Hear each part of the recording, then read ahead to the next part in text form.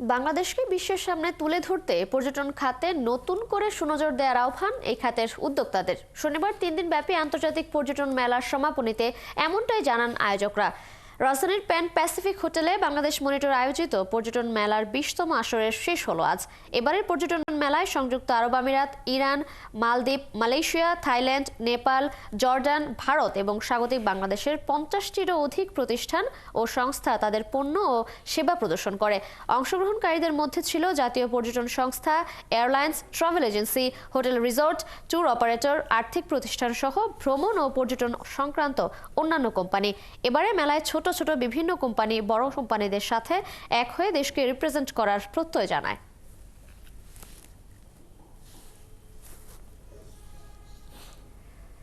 চব্বিশের বাংলাদেশের সম্ভাবনাটা আসলে আগের চেয়ে অনেক বেশি, কারণ এখন সিন্ডিকেট মুক্ত বাংলাদেশ।